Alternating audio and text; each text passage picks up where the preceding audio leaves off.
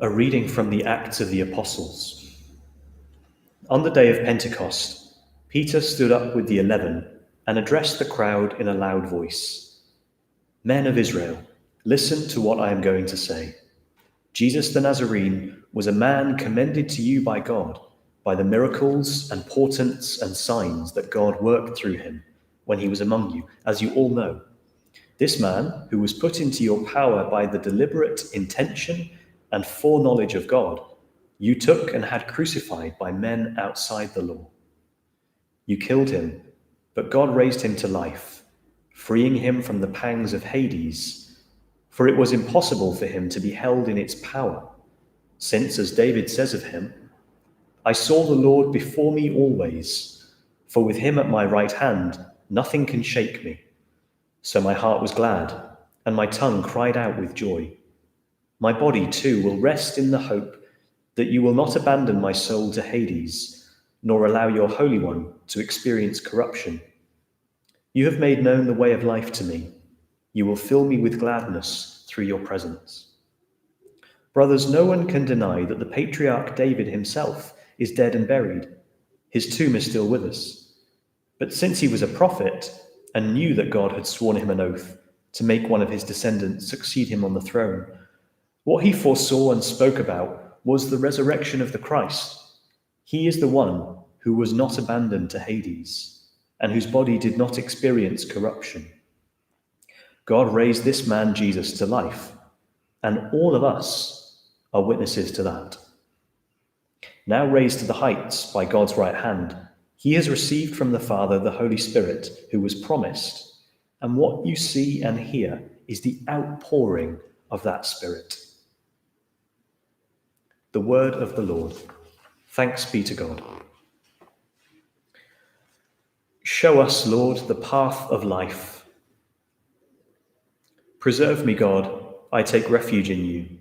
I say to the Lord, you are my God. O Lord, it is you who are my portion and cup.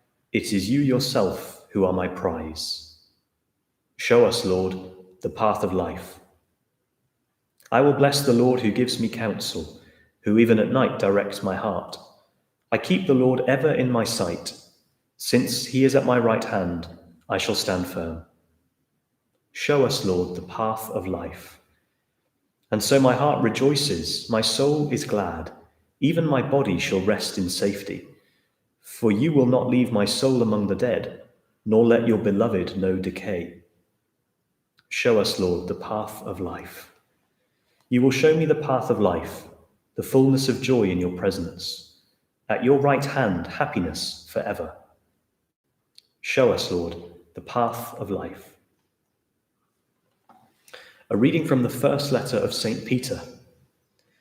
If you are acknowledging as your father one who has no favorites and judges everyone according to what he has done, you must be scrupulously careful as long as you are living away from your home. Remember the ransom that was paid to free you from the useless way of life your ancestors handed down was not paid in anything corruptible, neither in silver nor gold, but in the precious blood of a lamb without spot or stain, namely Christ, who, though known since before the world was made, has been revealed only in our time, the end of the ages, for your sake. Through him you now have faith in God, who raised him from the dead and gave him glory for that very reason, so that you would have faith and hope in God. The word of the Lord. Thanks be to God.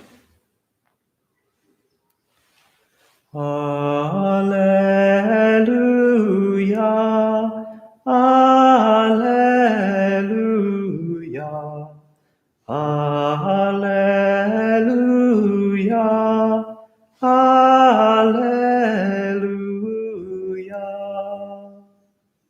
Lord Jesus, explain the scriptures to us. Make our hearts burn within us as you talk to us. Alleluia, alleluia,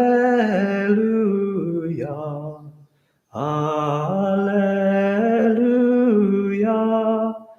alleluia.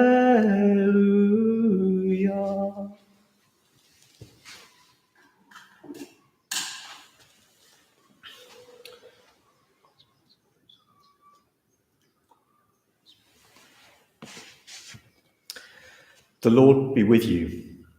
A reading from the Holy Gospel according to Luke. Glory to you, O Lord. Two of the disciples of Jesus were on their way to a village called Emmaus, 7 miles from Jerusalem, and they were talking together about all that had happened. Now, as they talked this over, Jesus himself came up and walked by their side, but something prevented them from recognizing him. He said to them, "What matters are you discussing as you walk along?" They stopped short, their faces downcast.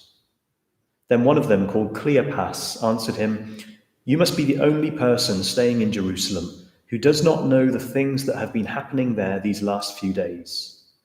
"What things?" he asked. "All about Jesus of Nazareth," they answered, "who proved he was a great prophet by the things he said and did in the sight of God and of the whole people, and how our chief priests and our leaders handed him over to be sentenced to death and had him crucified. Our own hope had been that he would be the one to set Israel free. And this is not all. 2 whole days have gone by since it all happened, and some women from our group have astounded us. They went to the tomb in the early morning, and when they did not find the body, they came back to tell us they had seen a vision of angels who declared he was alive. Some of our friends went to the tomb and found everything exactly as the women had reported, but of him they saw nothing." Then he said to them, "You foolish men, so slow to believe the full message of the prophets. Was it not ordained that the Christ should suffer and so enter into his glory?" Then starting with Moses and going through all the prophets, he explained to them the passages throughout the scriptures that were about himself. When they drew near to the village to which they were going, he made as if to go on, but he went in to stay with them. And while he was with them at the table, he took the bread and said the blessing. Then he broke it and handed them. And their eyes were opened, and they recognized him, but he had vanished from their sight. Then they said to each other, "Did not our hearts burn within us as he talked to us on the road and explained the scriptures to us?" They set out that instant and returned to Jerusalem. There they found the 11 assembled together with their companions, who said to them, "Yes, it is true. The Lord has risen and has appeared to Simon." Then they told their story of what had happened on the road and how they had recognized him at the breaking of bread. The Gospel of the Lord. Praise to you, Lord Jesus Christ.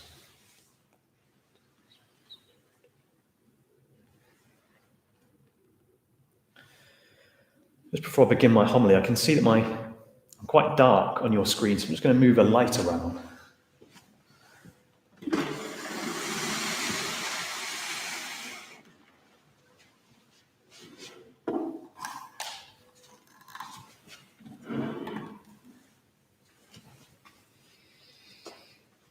That might have made no difference at all, and you might have preferred it as it was. Apologies if you did. Beautiful readings again for us today in this third Sunday of Easter. It reminds me of an experience I had recently with my dad and with my brother. We went to a racetrack for the day. I'd been bought a voucher as a gift, and it was like a day of driving fast cars around a track. I mean, it's like a dream day out for the 3 of us, so we loved it. And I learned while going around these corners and driving fast, much faster than I would normally, about drift. So drift is when you, as far as I understand, when you go into a corner very, very fast and the car can't grip because you're going too fast. And so the car begins to move out. So if you're turning right, the car begins to move to the left. It just kind of drifts outward because it can't deal with the tightness of the corner and the speed of the car. So to drift is as an unintended consequence. And it could be quite dangerous. I mean, it doesn't feel dangerous at the time because you think, well, the road's quite wide, but if that continued, obviously you'd end up off the road. Drift. And it just struck me that that's what's affecting these men that we just heard of in the gospel. You know, They've been in Jerusalem. They don't sound, they're two of the disciples of Jesus is how we hear about them. We don't know their names. They probably weren't part of the 12 apostles, but they've been with him. They've experienced his miracles, his teaching, the fact they thought he was the Messiah. They've heard about his death. They've heard about his resurrection. And now where are they going? Away from Jerusalem. That's significant. They're just drifting. They're drifting and they lack hope. Listen, they say, our own hope had been that he would be the one to set Israel free. Our own hope had been. Another translation is, we had hoped that he would set us free. It's like past tense. So we had this faith in Jesus, and basically he let us down. Basically, it wasn't as we expected it would be. He died and we didn't expect that. We've heard this strange story that he's risen and we don't understand that. Maybe it's just best if we just walk back to Emmaus, back home maybe. And who catches up with them? Jesus does. Although they don't recognize that it's Jesus. That's often the case in these resurrection narratives, that they don't recognize Jesus. Mary didn't recognize Jesus when he looked like a gardener at the tomb. This recognition. Almost to be able to recognize Jesus as Lord, as risen Lord, requires both faith, but also hope. And hope is a difficult virtue to hold on to, especially as we find ourselves now with many external circumstances kind of crushing our hope. The government come out and say, oh, here's another thing you can't do. It's very necessary. It keeps us safe, but it's hard to take sometimes, isn't it? Think, gosh, another 3 weeks indoors. Maybe an extended period of being affected by this virus that we never dreamed would be the case 4 or 5, 6 weeks ago. And now we're looking at kind of months of being affected by it in various ways. Maybe we're feeling hopeless today. Maybe we're drifting. Maybe the days we spend at home kind of drift from morning to night. We get to the nighttime and we think, I'm not sure what that day was about. I'm not sure what I can say was concrete in that day. And they're desperately trying to help us on the internet, aren't they, with free courses and learn a language in 3 weeks, learn an instrument, which would be amazing. I signed up to do some instrument lessons and I haven't opened the app since. It feels like, wow, I'll do all this amazing stuff. And then we get a few weeks in and we think, I've done none of that. I don't know when this is going to end. And I just feel like I'm drifting. Maybe your experience is, I feel like I'm drifting away from God. And that's significant, isn't it? It's significant, and it's a real experience of the spiritual life. It's not unique. It's not something to be worried about unless we don't put in place the things we've learned from this reading. So what do we learn? 2 things. Who is it that comes to walk alongside them? So therefore, who are they speaking to the whole time? Jesus. Although they don't know it, although they don't recognize him, all of the time they've spent moaning basically about, oh, well, we thought this and it didn't happen. We thought this and it didn't happen. All of that time, they've been talking to God. What is that? That's prayer. I heard a wonderful talk when I was at an event once a few years ago. The priest quoted from, I think it was the prophet Jeremiah. So either the prophet Jeremiah or the book of Job. Kind of similar emotions go on in both books. And he said this kind of lamentation, this long moaning of the prophet directed at God. The speaker of this talk said he never stopped praying because he was talking to God all along. Our prayer is not just the really good stuff, the times when we feel alive, the times when we feel fresh. It's our brokenness. It's whatever's going on in my heart. The key is, am I sharing that with God? Or is it festering inside me and kind of breaking me up inside because I'm not giving it away. I'm allowing it to crush me. Who do they share it with? They share it with God. They share it with Jesus Christ walking alongside them. That's what we have to do. In our darkness, whatever darkness means in your life at the moment, give that darkness to the Lord. Say, Lord, this is where I'm at. I'd love to be somewhere else, but I'm not. I'm here. I feel totally hopeless. Whatever your struggle is at the moment. I feel X. I've done X. This is where I'm at, Lord. That's the key. That's the first key. That as Christians, every single emotion, we need to give it to the Lord because he's waiting for us to share with him our deepest human experience. He wants to be part of it. The second thing they do is they share it with another person. How true is that? I've been watching some things this week. I was part of an online Catholic conference, and so I'm working through some of the talks that I missed during that weekend. And one of them the other day was talking about mental health, the significance of mental health, particularly among men, but it affects us all, and it affects us all particularly at this moment when loneliness, isolation, irritation in the house is big and feels so much bigger than it normally does because we've only got ourselves to listen to at the moment. What do the men do? They share it with another human being. And that's the key. That there's someone in my life who I tell things to, who I'm open with. For me as a priest, it's a spiritual director. That's not just a thing for priests. That's a thing for every Christian. That the spiritual life needs a spiritual director. That's true for every single person who's baptized. Generally speaking, it means priests and religious people, like nuns and monks, receive spiritual direction. But it's for everyone, because we all need someone to say, this is where I'm at. Another human person. Because otherwise, it sounds so loud in my own head. And it's only when I share, it's only when I get it off my chest to someone I trust, to someone who will hold that with honor. That's how I can trust that person.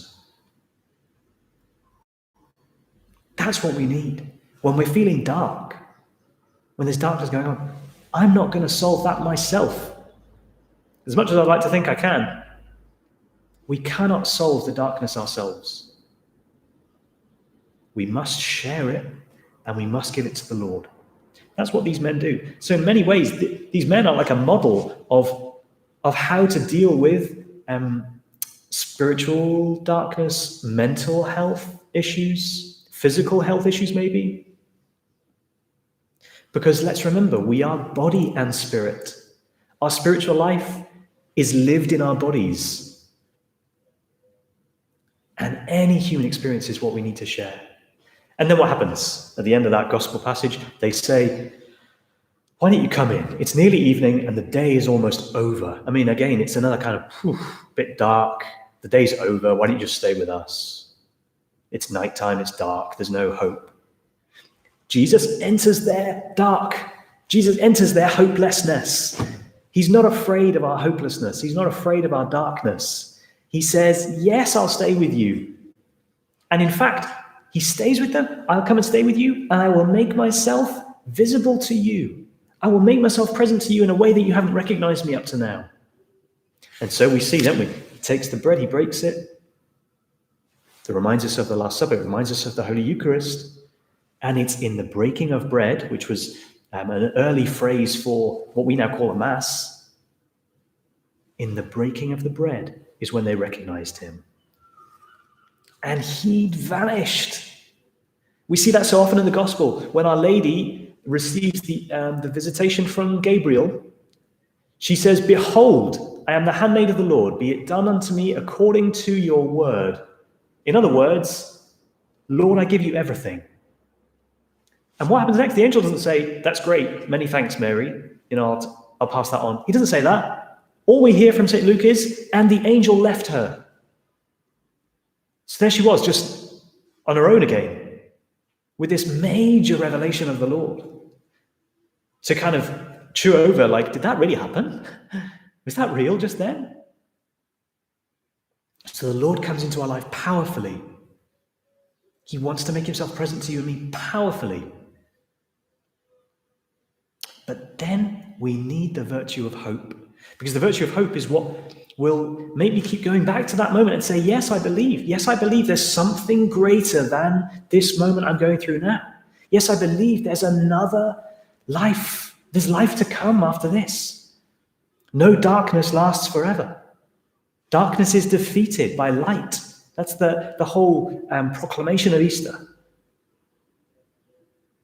So this gospel is fundamentally one about hope, which is hard. And it's not just simply optimism. It's not saying, oh, I'm sure things will turn out. It's saying, I know there is light in this darkness. I know the Lord is close to me in this moment. I can't see him. I can't sense him. Sometimes I can't hear him. But I know he's there. And I cling to him, knowing he will get me through it. That's the gift that he gave to these men. It's the gift that he gives to you and me on this third Sunday of Easter. So that we remember the joy of Easter is not just parties and, new light and new life and great things. It's also, so where does Easter fit in my darkness? This is where it fits. By giving me hope, by giving me strength, by clothing me with the Lord's protection. That's what I pray for each one of you tuned in today. That's what I pray for myself as we journey through this Christian life together in the promise of new life to come.